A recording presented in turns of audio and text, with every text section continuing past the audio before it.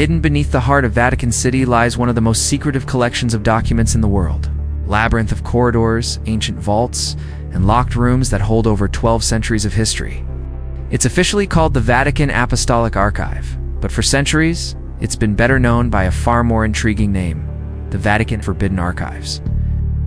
It's a place rumored to contain lost gospels, evidence of alien contact, prophecies of the end times, even proof that could shatter the foundations of the Catholic Church itself.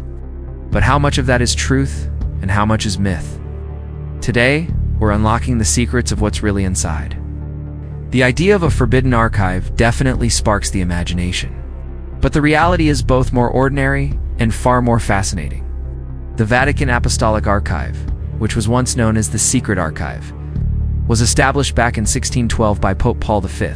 Now, the word secret in its original Latin, secretum, actually meant private, not hidden. These weren't necessarily dark secrets, it was simply the Pope's personal collection, completely separate from the general Vatican library.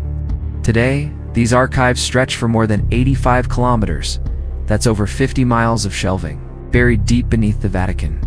There are around 35,000 volumes cataloged, with some dating all the way back to the 8th century. Inside, you'll find papal correspondence, diplomatic records, ancient ledgers, and letters from kings, queens, and emperors. Each one is a snapshot of how faith and power have intertwined throughout the centuries.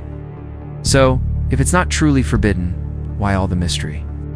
Well, for most of history, the archives were completely closed to outsiders.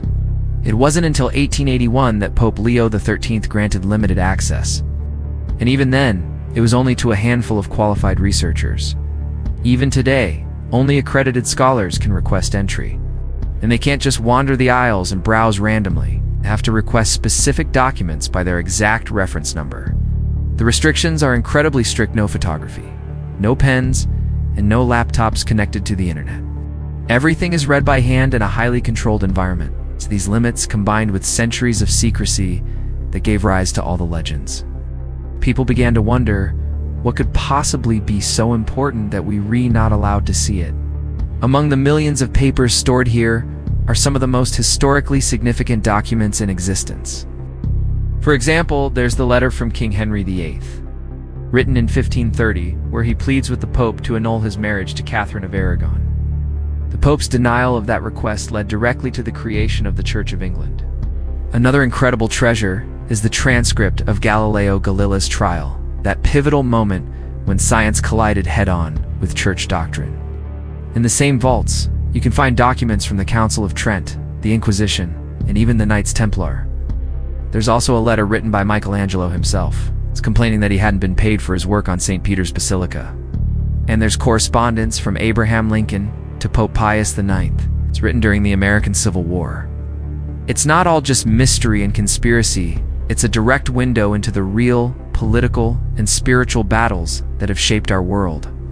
Of course, where there's secrecy, there are stories.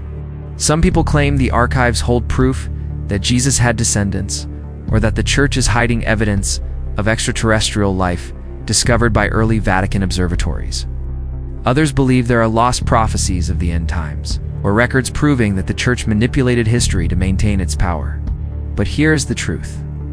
There's absolutely no verified evidence that any of these things exist inside the archives. Still, the Vatican hasn't exactly helped its own case. By keeping such tight control, it just feeds the speculation.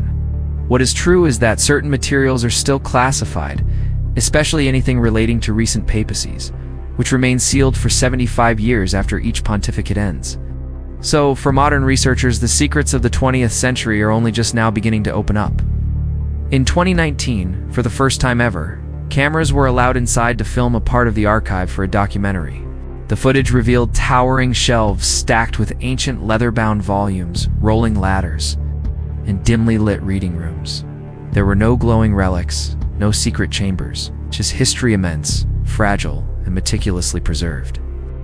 To this day, the Vatican continues to digitize parts of its collection, making them slowly available to scholars around the world. It's a small gesture toward transparency, even though the vast majority of it remains locked away behind stone walls and centuries of silence. And perhaps that's what makes the Vatican archives so endlessly fascinating. Not what we know is in there, but what we don't. It's a place where myth and history blur, where every locked door seems to whisper of forgotten truths.